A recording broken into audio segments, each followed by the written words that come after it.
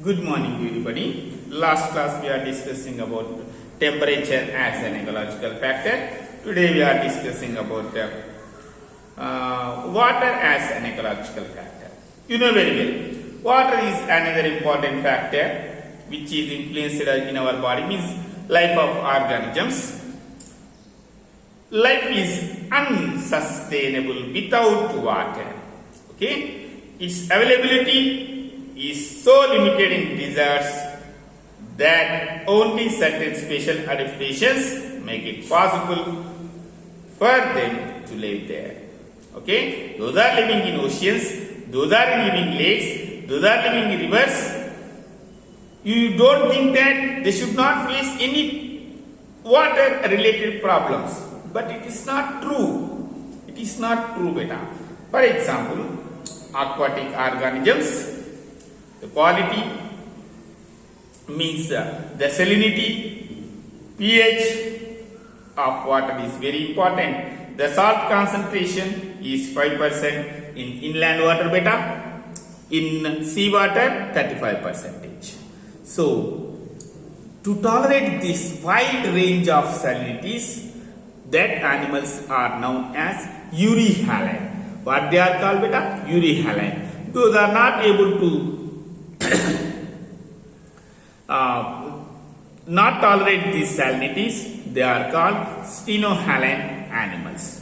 Stenohaline animals. Many freshwater animals cannot live for long in seawater, and same vice versa because of the osmotic problems. Beta, what are the adaptations in freshwater? What are the adaptations in marine water habitat? What are the adaptations in brackish water? Sir, still today we know very well only freshwater, marine water, river water or sea water, ocean water. What about this brackish water, sir? Sir, where the river is entering into the ocean, that place is called, that water is called brackish water. It is very important. Where the river is entering into the ocean, see that area of the river, of the ocean, that habitat is known as, that animals water, that water is known as brackish water. That in that living organisms are known as brackish water animals. Freshwater animals, marine water animals, brackish water animals. You have a questions very important to 4 marks questions which are related to these three. Very important. What is the question? Generally is asking, how do marine animals adapt to hyperthermia? Or what are the adaptations of fresh water? Another 4 marks question. Comparison between these two. Okay, or another one, euryhaline, stenohaline. Okay, according to your questions 8, 9, 10, 11. 8, 9, 10, 11. Total is nothing but this question. Okay, now what are the adaptations in fresh water?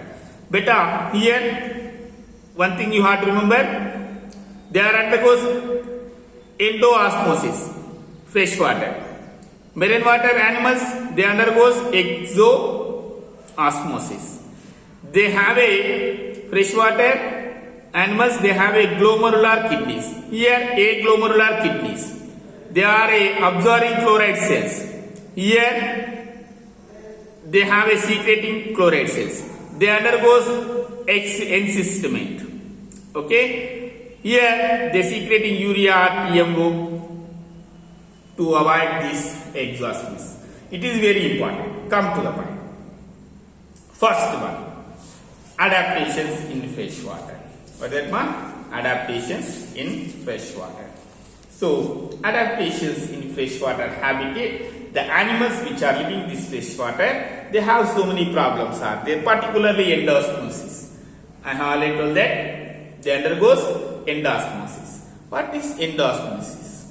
Okay. The osmotic pressure of fresh water is very low when we compare to body fluids of organisms which are living in fresh water. Okay, so what happened? outer side of the water entering into the bodies of the organism by the process of endosmosis. So what happened? Maximum water is entering into the body.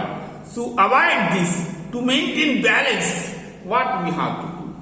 To maintain the balance of water in the bodies, the freshwater organisms acquired so many adaptations. But you know very well, in protozoa, such as a protozoans, they have a contractile vacuoles.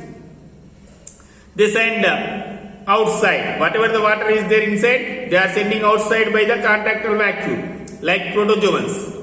Glomerular kidneys in fishes. Glomerular kidneys. What they have to do? They send a large quantity of water in the form of urine. In the form of urine. And also, outside freshwater na beta, they are absorbing salts. They are absorbing salts through the chloride cells in their gills. Beta, what is the special character of chloride cells? They are absorbing salts and as well as they are secreting salts. Both are done by these chloride cells.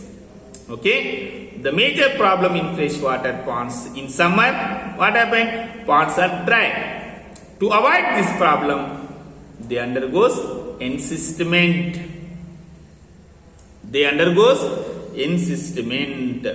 And also the freshwater sponges, they are participating in the sexual reproduction gemmules. They form a gemmules in unfavorable conditions. Okay, like a lungfish, Protopterus, they form burrows into the mud and form cocoon around their body to survive in summer. This is freshwater. It is opposite to marine water habitat. What are the adaptations? Seawater. You know very well, seawater is having high salt content when you compare to that of the body fluids. So, the marine animals continuously tend to lose water from their bodies by osmosis. Exoosmosis. Whatever beta, here outside water is entering into the body in the endosmosis in fresh water. Marine water, whatever the water is there in body, it is possible to went outside. Okay, that is a problem.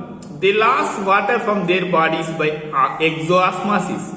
This is a problem. Finally, they undergoes maybe it is dehydration. To avoid, to overcome this problem, so what they have to do?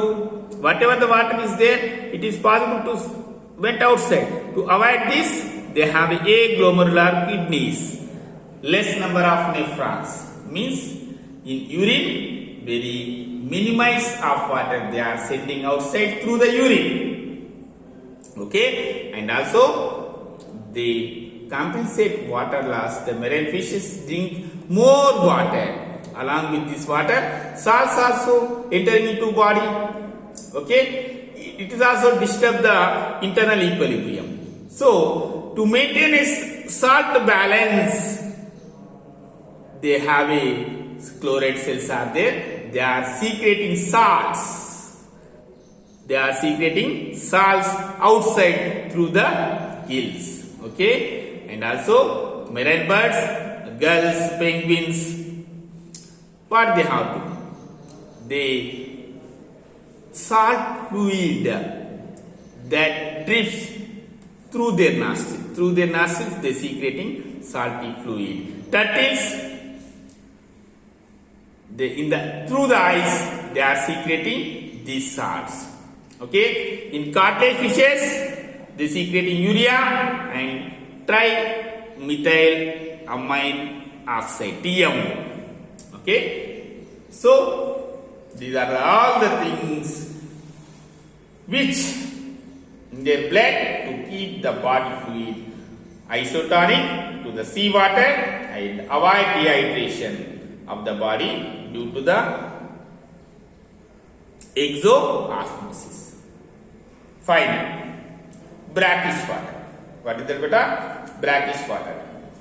You know very well in brackish water animals. The animals of brackish water are adapted to withstand wide fluctuation in salinity is there. Such organisms are known as euryhaline. Those that can't withstand is known as stenohaline. Okay? The migratory fishes such as the salmon and hilsa, they went to the anadromous migration. Okay? Anadromous migration. What is anadromous migration? These fishes like salmon and hilsa undergoes anadromous migration is nothing but migrate from the sea water to fresh water for breeding. Reverse, Anguilla bengalensis, catadromous migration. Catadromous migration that migrates from river to sea for breeding. Very important one. Anadromous migration, migrate from sea to fresh water. Catadromous migration from river to sea. And also these glomerular kidneys are adjusting to the changes their salinity, and chloral cells also adapted. Maybe they are extinct sometimes, or they are observed SARS.